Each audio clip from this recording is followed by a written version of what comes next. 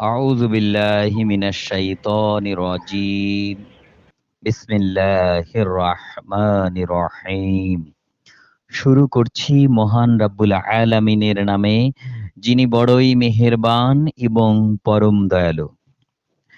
হে নবী, তুমি বলো, আল্লাহ তাআলা এমন এক মহান সত্তা, যিনি ইচ্ছা করলে তোমাদের এর চাইতে উৎকৃষ্ট বাগান সমূহ ও দান করতে পারেন, যার নিম্ন দেশে অমিয় ঝর্ণাধারা প্রবাহিত হবে।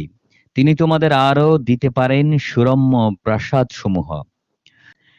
এরা মূলত কেয়ামতের দিনকেই অস্বীকার করে, আর যারা এই কেয়ামতের দিনকে অস্বীকার করে তাদের জন্য আমি জাহান্নামের জ্বলন্ত আগুন প্রস্তুত করে রেখেছি।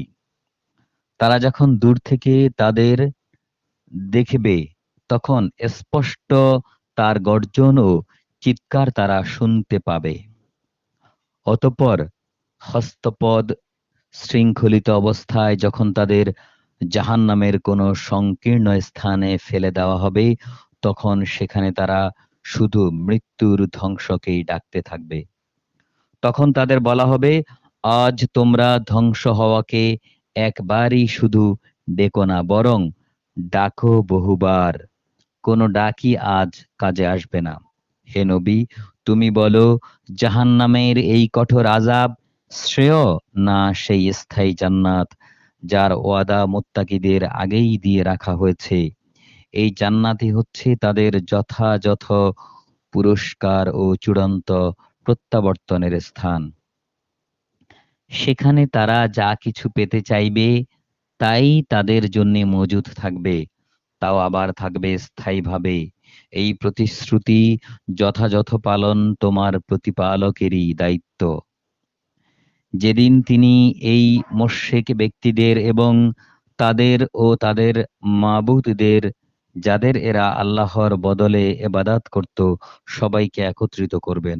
অতঃপর তিনি সেই মাবুদদের জিজ্ঞাসা করবেন, তোমরাই কি আমার এই বান্দাদের গোমরাহ করেছ, না তারা নিজেরাই সত্য থেকে বিচ্যুত হয়ে গেছে? ওরা বলবে, হে আল্লাহ, তুমি পবিত্র, তুমি মহান। তোমার বদলে অন্যকে অভিভাবক রূপে গ্রহণ করা আমাদের জন্য শোভনীয় ছিল না।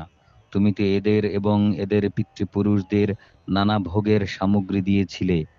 এগুলো পেয়ে তারা এমনকি তোমার স্মরণকেও ভুলে বসেছে এবং তারা একটি ধ্বংসপ্রাপ্ত জাতিতে পরিণত হয়ে গেছে। আল্লাহ তাআলা বলবেন, আজ তোমরা যা বলছো এই মাবুদরা তো তা মিথ্যা প্রতিপন্ন করলো। অতএব এখন আর তোমরা আমার আযাব সরাতে পারবে না।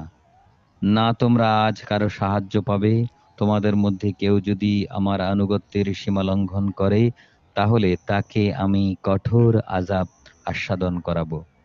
হে নবী, তোমার আগে আমি আরো যত রসূল পাঠিয়েছি, তারা মানুষের মতোই আহার করত, মানুষের মতোই তারা হাটে বাজারে যেত। আসল কথা হচ্ছে, মানুষদের মধ্যে থেকে রসূল পাঠিয়ে আমি তোমাদের একজনকে আরেকজনের জন্যে পরীক্ষার উপকরণ বানিয়েছি।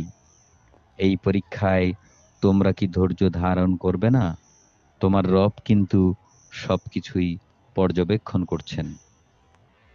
মহান আল্লাহ যা বলেছেন সত্য বলেছেন।